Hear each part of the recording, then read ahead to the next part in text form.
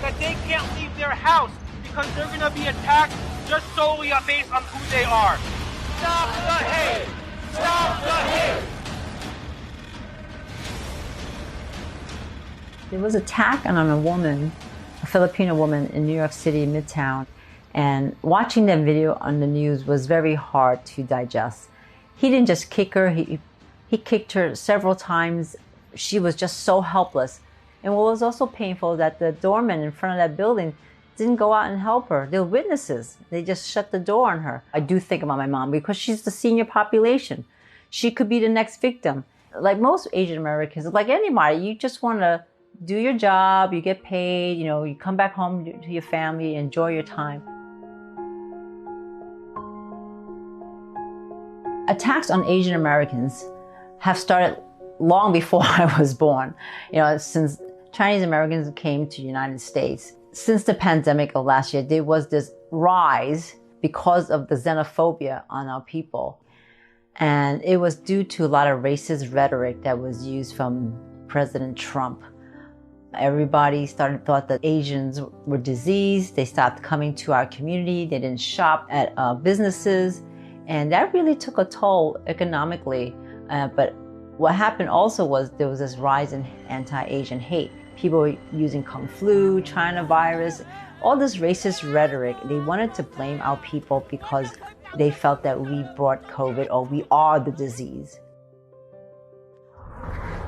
Hi, my name is Shirley, and me and my friends, we made these signs to keep all the Chinatown businesses safe. Is that okay? Yeah, sure. All right. So trying to stop the hate, and that was our first message. We had posters made that said, "I am not a virus." We had some volunteers that helped us put these posters in the community so that people felt safe and that victims and bystanders are encouraged to report the crime. Every day we wake up to a story about an Asian American being attacked. It's sad, but what I say to our friends is, what's the story going to be tomorrow? Who's going to be attacked tomorrow? What really hurt us the most was the Atlanta spa shootings. And that was because it killed 6 Asian women. And that was really the moment where Asian Americans really wanted to come together and just cry out loud, stop the hate, stop trying to attack us, stop killing us. But what was also inspiring was I saw a lot of diversity in the crowd, and that was helpful. Honestly, decades upon decades upon decades of being silenced, unheard, unacknowledged, and I feel like today is much needed. This is not a city that should allow to condone this type of hatred. We should not have people living in fear that they can't leave their house because they're going to be attacked just solely based on who they are. Enough is enough. Stop the hate. Stop the hate. Stop the hate.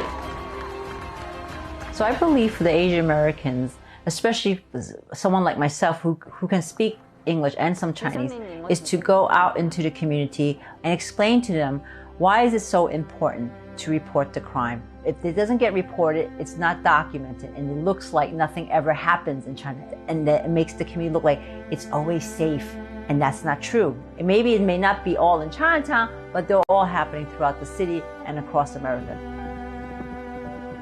Asian American history is missing from the classrooms.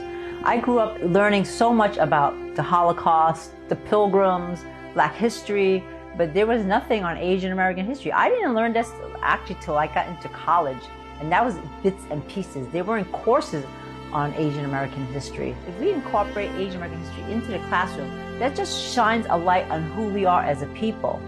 And then maybe we won't be so foreign. I believe one day when there's no racism, we can all walk freely. We're all at peace with each other. We have this mutual understanding of who we are, where we're from. And I feel that we can all live in this world where we can just have this love of each other and appreciate our differences.